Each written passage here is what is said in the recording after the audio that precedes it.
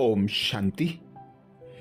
एक समय की बात है जब गौतम बुद्ध जी मगध राज्य के एक गांव में ठहरे हुए थे। गांव से थोड़ा बाहर एक मोची अपने परिवार के साथ रहता था। उस मोची के घर के पास एक तालाब था। एक दिन रोज की तरह सुबह मोची तालाब किनारे पानी लेने गया। वहां उसने तालाब में एक बहुत ही अद्भुत पुष्प देखा। वह पुष्प देखने में बहुत सुंदर लग रहा था और चमत्कारिक भी प्रतीत हो रहा था।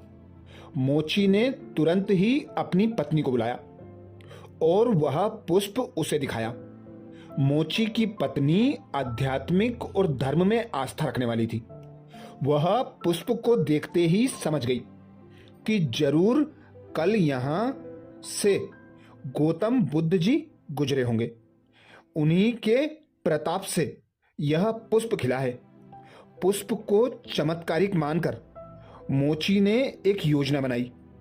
उसने अपनी योजना के बारे में पत्नी को बताया कि यह इस पुष्प को राजा को देगा और उनसे खूब सारी स्वर्ण मुद्राएं लेगा।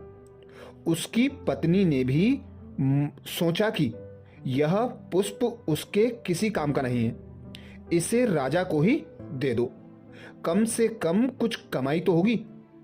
पत्नी की सहमति के बाद मोची राजमहल की ओर निकल गया।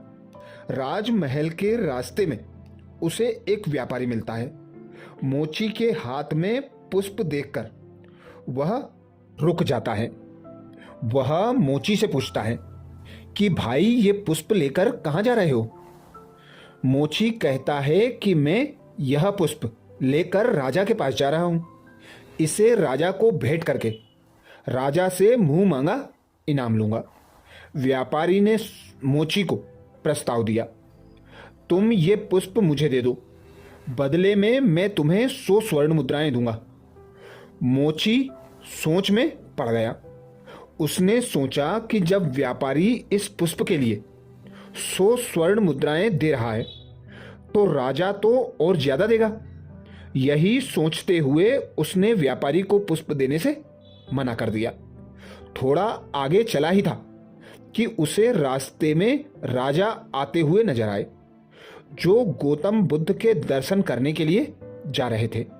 राजा भी मोची के हाथ में वो दिव्य पुष्प देखकर अचंभित हो गए। राजा ने मोची को पुष्प के बदले 1000 स्वर्ण मुद्राएं देने के लिए कहा। यह सुनते ही मोची के मन में एक अजीब सी चेतना आई और वह राजा को पुष्प न देकर दौड़ता हुआ सीधे महात्मा बुद्ध के पास जा पहुंचा।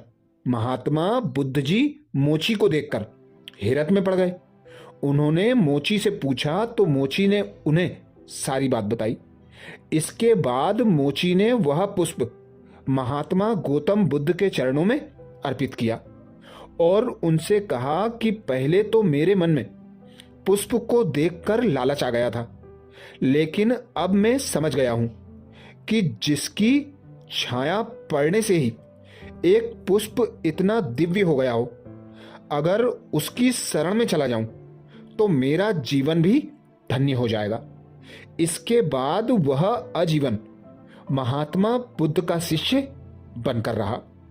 इस कहानी ने हमें सिखाया कि हमारी जिंदगी में हमें बहुत सी चीजें अपनी ओर आकर्षित करती हैं, लेकिन हमें उनके लालच में ना फंसकर अपने ज्ञान का प्रयोग करके जीवन में सही राह को चुनना चाहिए, जैसे मोची ने चुना।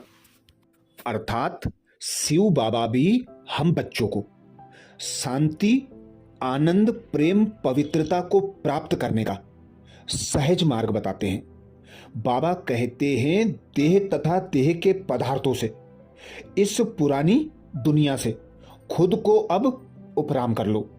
अब एक मुझ बाप को याद करो, क्योंकि 63 जन्मों से तुम देह में, देह के पदार्थों में, सुख सुविधा के साधनों में खुद को आसक्त बनाकर नीचे उतरते ही आए। अब अंत समय है अब तुम बच्चों का वापस घर जाने का समय है। अब तुम्हारे जीवन का पार्ट समाप्त होता है।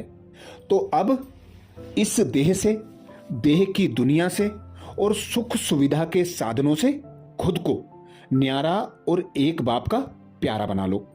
एक बाप को ऐसा निरंतर याद करो कि उस बाप के सिवाय कुछ भी याद ना आए, क्योंकि अब हमें जाना है अपने पिता परमात्मा के पास, अपने घर शांति धाम। तो सिर्फ एक पिता निराकार परमात्मा की याद हो और अपने अविनाशी घर शांति धाम की याद हो। इसीलिए गीता में भी कहा गया है मन मना भव, अर्थात एक मुझ पर अपने मन और बुद्धि को लगा लो। व्यर्थ चिंतन, पर दर्शन, पर मत, मन मत से मुक्त होकर अब जो भगवान श्रीमत देते हैं उस श्रीमत को कदम कदम फॉलो करो। उस श्रीमत अनुसार संकल्प बोल और कर्म करो, तो ही सहज मुक्ति और जीवन मुक्ति प्राप्त हो सकती है, जिसके लिए बाबा विशेष अटेंशन खिंचवाते। दृष्टि, वृत्ति और कृति की पवित्रता, अर्थात संकल्प, बोल और कर्म ऐसे हों जिनसे किसी को भी दुख प्राप्त ना हो। आपके संकल्प हर आत्मा के प्रति शुभ कामना और शुभ भावना वाले हों। आपके बोल हर आत्मा को सुख देने वाले हों। आपके कर्म सभी मनुष्यों के लिए गुणों का प्रत्यक्ष उदाहरण हो। कर्म से गुण झलकते हो तो ही तुम्हारे समान सब बनने का प्रयत्न करेंगे।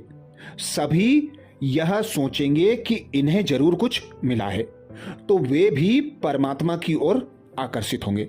तो यही मनसा वाचा कर्मणा की पवित्रता, श्रीमत को कदम कदम पर फॉलो करना ही सतयुग में उच्च पद पाने का आधार है। अच्छा, ओम शांति।